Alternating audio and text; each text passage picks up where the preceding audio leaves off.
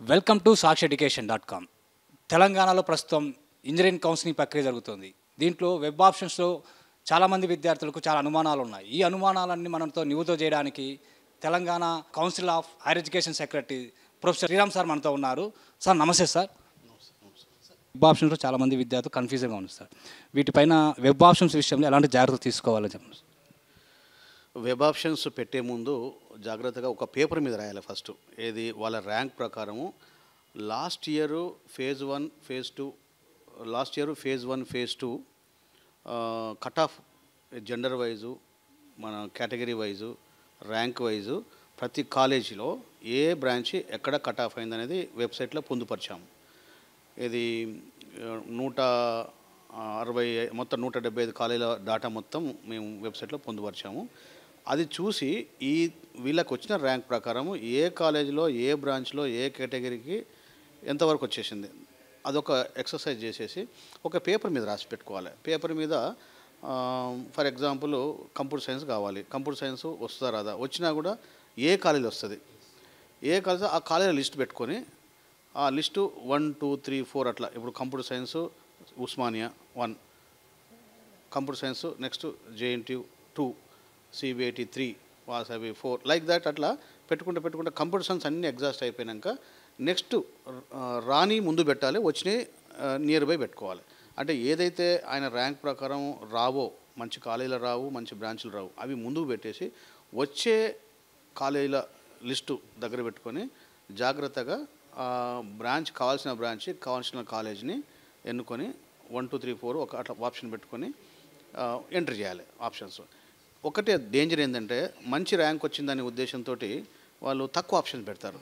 ఆ తక్కువ ఆప్షన్ పెట్టేసరికి మంచి ర్యాంక్ వచ్చిన విద్యార్థికి కూడా 4000 10,000 ర్యాంక్ వచ్చిన విద్యార్థికి కూడా సీట్ అలాట్ కాకపోవడం అనే డేంజర్ ఉంటుంది.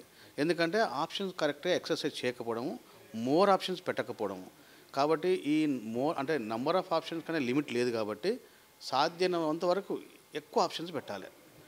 ఫస్ట్ ఫేజ్ కౌన్సిలింగ్ చాలా ఇంపార్టెంట్. ఫస్ట్ ఫేజ్ కౌన్సిలింగ్లో మీ ర్యాంక్ ప్రకారము ఖచ్చితంగా మీకు ఎక్కడ రావాలనో ఇంతకుముందు ఇయర్ చూసి ఆ ర్యాంక్ ప్రకారం వచ్చేటట్టు చూసుకోవాలి. ఇప్పుడు తక్కువ ఆప్షన్ పెట్టినప్పుడు ఏమైందంటే మీకు ఎక్కడ రాకపోవడానికి ఛాన్స్ ఉంటుంది. ఇప్పుడు సీటు రాకపోతే ఫస్ట్ ఆప్షన్లో ఫస్ట్ ఫేజ్ ఆఫ్ కౌన్సిలింగ్లో రెండో ఫేజ్ ఆఫ్ కౌన్సిలింగ్లో పార్టిసిపేట్ చేసుకోవచ్చు. కానీ ప్రాబ్లం ఏంటంటే మిగిలిన సీట్లకే ఉంటుంది. ఇప్పుడు ఈయనకంటే తక్కువ ర్యాంక్ అని కూడా మంచి సీట్ రావడానికి ఛాన్స్ ఉంది. కాబట్టి సెకండ్ ఫేజ్ ఆఫ్ కౌన్సిలింగ్లో సబ్జెక్టు అవైలబిలిటీ ఆఫ్ సీట్సే, ఎవరన్నా వెళ్ళిపోతే లేకుంటే మిగిలిన సీట్లకే ఉంటుంది కౌన్సిలింగ్. కాబట్టి ఫస్ట్ ఫేజ్ ఆఫ్ కౌన్సిలింగ్లో తప్పకుండా ఎక్కువ ఆప్షన్స్ ఎక్సర్సైజ్ చేసేసి తనకు దగ్గర ఏ కాలేజీల దగ్గర ఇంతకుముందు లాస్ట్ ఇయర్ వచ్చిందో ఓ 2-3 వేలు అటు ఇటు పెట్టుకోవాలి, ఎక్కువ ఆప్షన్స్ పెట్టుకోవాలి. సార్ నాన్ లోకల్ విద్యార్థులకు చాలా అనుమానాలు ఉన్నాయి సార్. నాన్ లోకల్ అభ్యర్థులు కౌన్సిలింగ్లో ఎలా ఉంటుంది సార్? ఇప్పుడు ఇంతకుముందు Osmania, Andhra university, SV university అనేది రీజియన్స్ ఉండేది. ఇప్పుడు తెలంగాణ 10 ఏళ్ళ తర్వాత ఫార్మేషన్ తర్వాత ఎవరి అడ్మిషన్స్ వాళ్ళే చేసుకుంటున్నారు. కాబట్టి ఆంధ్రప్రదేశ్ వాళ్ళే చేసుకుంటున్నారు, మన తెలంగాణ వాళ్ళు మనం చేసుకుంటారు. కాబట్టి జీవో నెంబర్ 15 గవర్నమెంట్ ఇష్యూ చేసింది. దాని ప్రకారం ఏమైందంటే ఇప్పుడు ఎంటైర్ తెలంగాణ అనేది ఉస్మానియా యూనివర్సిటీ రీజియన్ కింద పరిగణించబడుతుంది. సో 15% రిజర్వేషన్ ఇంతకుముందు నాన్ లోకల్కి ఉండేది, ఆ నాన్ లోకల్ది కూడా మన తెలంగాణ వాస్తవ్యులకే రావడానికి ఛాన్స్ ఉంది. ఇప్పుడు గతంలో 4 ఏళ్ళు ఇక్కడ చదివితే ఏది 9th 10th intermediate first year second year చదివితే నాన్ లోకల్ అయినా కూడా లోకల్గానే ఉంది. ఇప్పుడు ఇంతకుముందు లాగా ఎట్లుందో ఇప్పుడు కూడా అట్లే ఉంది. ఇప్పుడు ఆంధ్రప్రదేశ్ వాస్తవ్యులు ఇక్కడ 9th 10th అంటే ప్రెసిడింగ్ అంటే ఈ క్వాలిఫైయింగ్ ఎగ్జామినేషన్స్ ఎంసెట్ నుంచి ముందుకు 4 ఏళ్ళు ఇక్కడ చదివితే లోకలే, అదేం మార్చలే, ఎందుకంటే అది ప్రెసిడెన్షియల్ ఆర్డర్ కాబట్టి. సో ఈ 15% కూడా ఒక స్పౌజో ఫాదరో తర్వాత పిల్లలు ఇక్కడ 10 ఏళ్ళు చదివితే వాళ్ళు కూడా లోకల్ అయిపోతున్నారు. సో ఏంటంటే ఇప్పుడు మన తెలంగాణ విద్యార్థులకు అధిక శాతం సీట్లు రావడానికి ఛాన్స్ ఉంది జీవో నెంబర్ 15 ద్వారా. సార్ ఇప్పుడు ప్రైవేట్ యూనివర్సిటీల హవా ఎక్కువ నడుస్తుంది సార్, డ్రీమ్ యూనివర్సిటీలు అవన్నీ. సో పిల్లలు ఏంటంటే ప్రైవేట్ యూనివర్సిటీలో ఎక్కువ జాయిన్ అవుతున్నారు, అక్కడ ఎలా ఉందో సిచ్యువేషన్ తెలియదు. తీరా వెళ్ళిన తర్వాత కొన్ని సమస్యలు పెట్టుకుంటుంది సార్. దీనిపైన మీరు ఏం చెప్తారు సార్? నేను ప్రైవేట్ యూనివర్సిటీలో హవా లేకపోతే డీమ్డ్ యూనివర్సిటీలో హవా అని నేను చెప్పలేము. ఎందుకంటే విద్యార్థులు తప్పకుండా ఎక్కడికైతే జాయిన్ అవుతున్నారో ఇక్కడ మన స్టేట్ యూనివర్సిటీస్ అయినా, state government university, state government colleges, state private college దర్శించి చూసి వాళ్ళ యొక్క ప్లేస్మెంట్ రికార్డు, తర్వాత ఎన్బిఏ అక్రిడేషన్ ఉందా, నాక్ అక్రిడేషన్ ఉందా, తర్వాత ఎన్ఆర్ఎఫ్ ర్యాంకింగ్ ఉందా అనే పారామీటర్స్, ముఖ్యంగా ప్లేస్మెంట్స్ అది వెబ్సైట్లో చూసి జాయిన్ కావాలి. కానీ ఏదో బిల్డింగ్లో చూసి తర్వాత వాళ్ళు చెప్తే వీళ్ళు చెప్తే వినడము, సోషల్ మీడియాలో వినడము ఇవి పట్టించుకోవద్దండి. ఎందుకంటే రిప్యూటెడ్ కాలేజెస్ ఉన్నాయి మన తెలంగాణ గవర్నమెంట్ కింద, తర్వాత అఫిలియేటెడ్ కాలేజ్ కూడా చాలా రిప్యూటెడ్ కాలేజ్ ఉన్నాయి. కాబట్టి సో స్టేట్ యూనివర్సిటీ కంటే తలదన్నే కాలేజీలు కూడా ఉన్నాయి. వాటి పేరు చెప్పడం మంచిది కాదు. కాబట్టి సో విద్యార్థులు, తల్లిదండ్రులు ఆ కాలేజీలకు వెళ్ళి చూసి ప్లేస్మెంట్ రికార్డు, ఎన్బిఏ అక్రిడేషన్, నాక్ అక్రిడేషను ఇప్పుడు చూడాలి. కానీ ఈ బిల్డింగ్లు, హైఫై బిల్డింగ్లు కట్టేసి ఇన్ఫ్రాస్ట్రక్చరు, తర్వాత అద్దాల మెడల్లా కడితే అవి చూసి ఫ్లాట్ అయ్యే పరిస్థితి లేదు, కావద్దు కూడా. సార్ బీటెక్లో ఎక్కువ artificial intelligence, the same time ఏంటంటే డేటా సైన్స్, సిఎస్సి ఇలాంటి బ్రాంచెస్ పైన ఎక్కువ విద్యార్థులు ఫోకస్ చేస్తున్నారు సార్. సో రిమైనింగ్ కోర్సుల పైన సీట్లు ఫిల్ అవుతున్నాయా లేదా, ఎలా ఉంది సార్ మన తెలంగాణలో పరిస్థితి? ఇప్పుడు తెలంగాణ గవర్నమెంట్, కొత్త గవర్నమెంట్ వచ్చిన తర్వాత ఒక పర్స్పెక్టివ్ ప్లాన్ తయారు చేశామండి. ఈ పర్స్పెక్టివ్ ప్లాన్ ఉద్దేశం ఏంటంటే గవర్నమెంటు కోర్ బ్రాంచెస్ ఎలా ప్రొటెక్ట్ చేసుకోవాలనేది ఒక ప్రణాళిక రూపొందించాము. ఈ core branches like civil, mechanical, ఎలక్ట్రికల్ని ఈ ఎమర్జింగ్ టెక్నాలజీస్ మీరు అన్నట్టు అది cyber security, artificial intelligence, machine learning, data science ఇవన్నిటిని ఒక మైనర్ డిగ్రీ ప్రోగ్రామ్గా పెట్టడము, కొన్ని బ్రాంచ్లో సబ్జెక్ట్ ఎలెక్టివ్గా పెట్టడము. సో ఎక్కడైతే ఈ అప్లికేషన్స్ ఉన్నాయో, ఈ ఎమర్జింగ్ టెక్నాలజీ యొక్క సబ్జెక్టుల అప్లికేషన్స్ అవసరమో, ప్రతి దాంట్లో అవసరము, సివిల్, మెకానికల్, ఎలక్ట్రికల్ అన్నిట్లో అవసరమే. సో దానికి అనుగుణంగా మేము సిలబస్ తయారు చేస్తున్నాము. Telangana council of higher education నుంచి కూడా మేము ఒక స్టేట్ లెవెల్ కమిటీ ఫామ్ చేశాము. ఇండస్ట్రీ పీపుల్ కూడా ఇన్వాల్వ్ చేసేసి ఎలా ఈ కోర్ బ్రాంచెస్ను బ్లెండ్ చేసేసి, అంటే ఈ ఎమర్జింగ్ టెక్నాలజీస్ ఉండి వీటిని దాంతో మిక్స్ చేసేసి వీటికి కూడా జాబ్ ఆపర్చునిటీస్ క్రియేట్ చేయడానికి, స్కిల్ డెవలప్ చేయడానికి ప్రయత్నం చేస్తున్నాము. అలాగే లాస్ట్ ఇయర్కు ఈ ఇయర్కు చూస్తే కోర్ బ్రాంచెస్ యొక్క ప్రాధాన్యత చాలా పెరిగింది.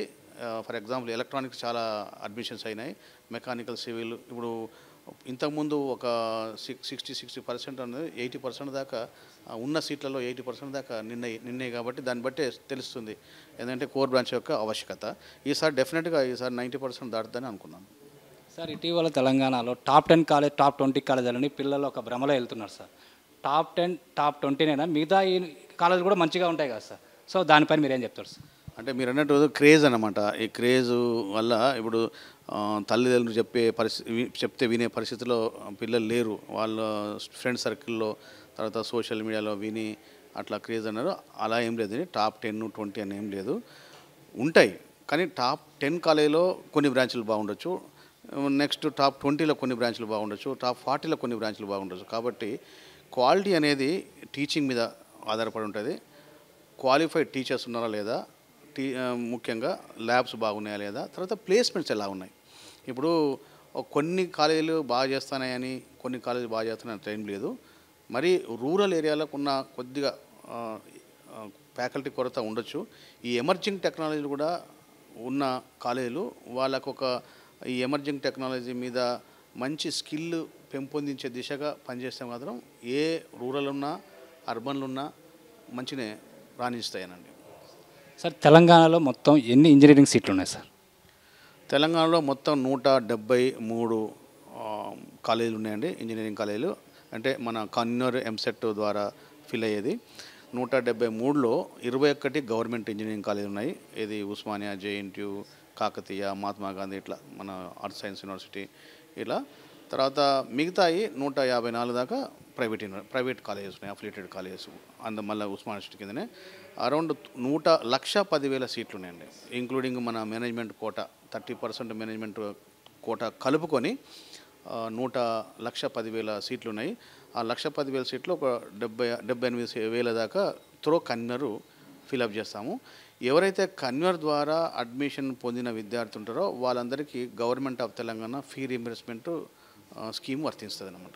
అంటే ఇప్పుడు వాళ్ళ స్కీము అంటే వాళ్ళకి ఎంత ఎలిజిబిలిటీని బట్టి, ఇన్కమ్ సర్టిఫికేట్ని బట్టి, ఎస్సీ, ఎస్టీ, బీసీ, ఈడబ్ల్యూఎస్ వీటికి ఏంటంటే వాళ్ళకు ఇన్కమ్ లిమిట్ ఉంది. ఆ ఇన్కమ్ లిమిట్ ప్రకారము ఎవరైతే ఎలిజిబుల్ క్యాండిడేట్స్ ఉన్నారో వాళ్ళకు ఫీ రీంబర్స్మెంట్ ఉంటుంది. సో ఇందులో ఇంకో విషయం ఏంటంటే గవర్నమెంట్ జూనియర్ కాలేజీలో చదివిన వాళ్ళకి 100% వేవర్ ఉంది. అదొక కొత్త స్కీము. అలాగే ఎస్సీ ఎస్టీ వాళ్ళకు 100% ఉంది. మరియు ఒక 10,000 లోపల వచ్చిన ర్యాంక్స్ ఎవరైనా కూడా ఫీ రేజ్మెంట్స్ ఎవరైతే ఉన్నాయో వాళ్ళకు కూడా 100% వేవర్ ఉంది.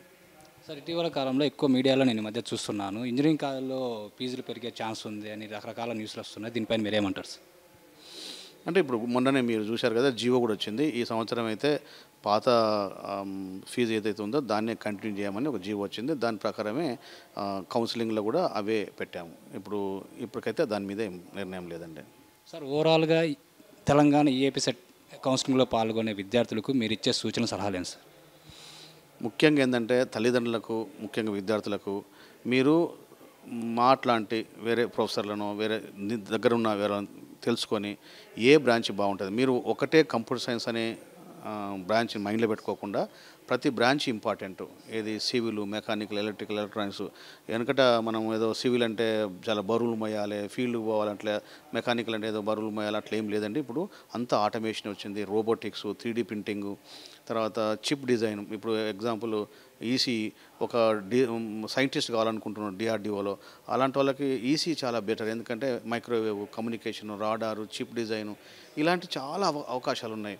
ఈ అవకాశాలను వదిలిపెట్టుకొని అందరూ ఒకే సైడ్ పోవడం వల్ల ఏమైందంటే డిమాండ్ సప్లై, ఒక డిమాండ్ ఏమో 10,000 జాబ్స్ ఉంటే సప్లై ఏమో 1,00,000 బయటకు వస్తుంటే అన్రెస్ట్ క్రియేట్ అయిపోతుంది. తర్వాత ఆడ్ జాబులు చేయాల్సి వస్తుంది.